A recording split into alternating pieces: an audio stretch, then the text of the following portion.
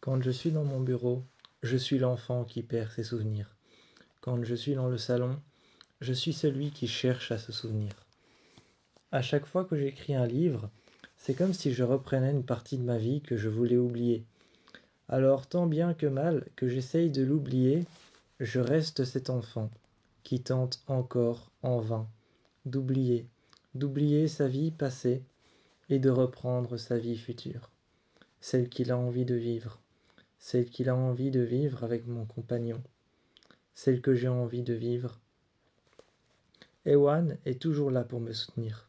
Lui, il est un peu mon pilier, il est un peu ma poutre, ma grande poutre blanche romaine. Il est un peu là pour me soutenir, pour tenir le palais en place. Il est un peu là pour tenir la structure. Il est un peu mon squelette quelque part, la personne qui m'aide, qui me prend dans ses bras quand j'ai besoin de pleurer.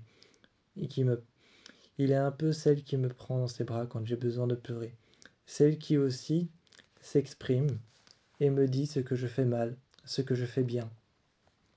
Souvent, il est celui aussi qui donne son avis.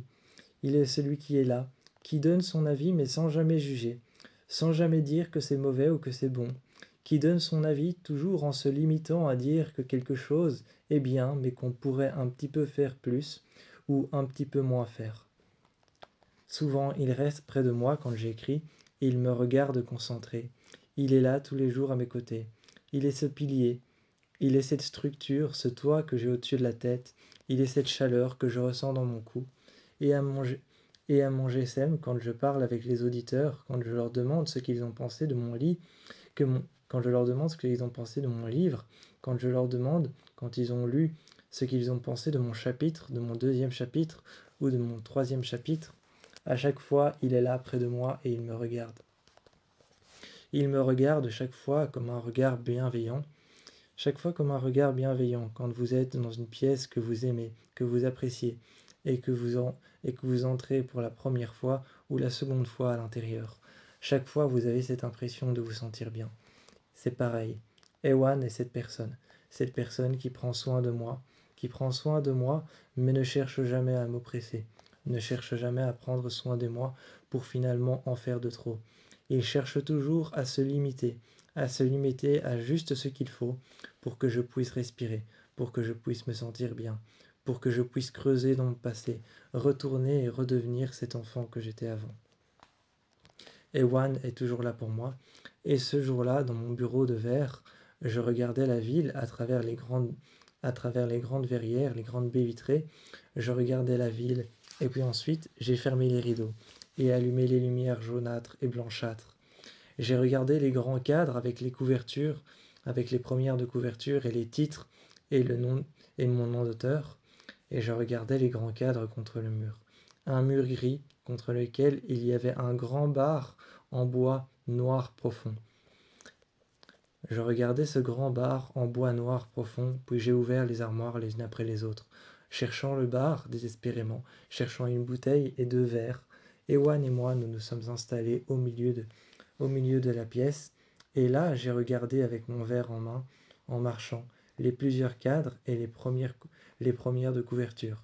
Et chaque fois je me retournais en disant, celle-ci j'aurais pu un peu la changer, la faire différemment.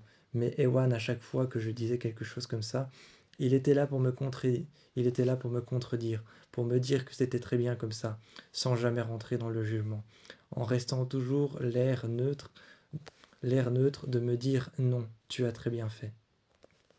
Je m'asseyais près de lui et, et chaque fois que je m'asseyais près de lui, sa chaleur corporelle, la chaleur de son corps, de son bras qui était posé sur mes épaules, près de ma nuque, me disait tu as bien fait, tu as fait tout ce qu'il fallait, tu as écrit correctement, tu as appelé les, tu as appelé les bonnes personnes et tu les as arrêtées pile au bon moment quand tu pensais que la couverture de ton livre serait parfaite.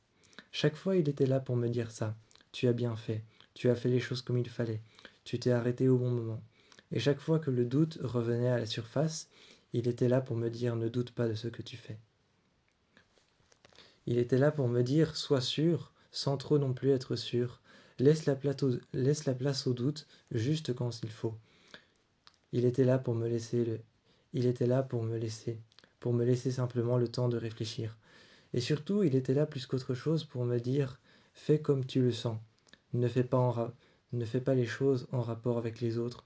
Fais les choses en rapport avec toi, avec ce que tu écris et ce que tu ressens. » Il était toujours là pour remettre la balance ou le balancier au bon moment, au bon étage, au bon endroit.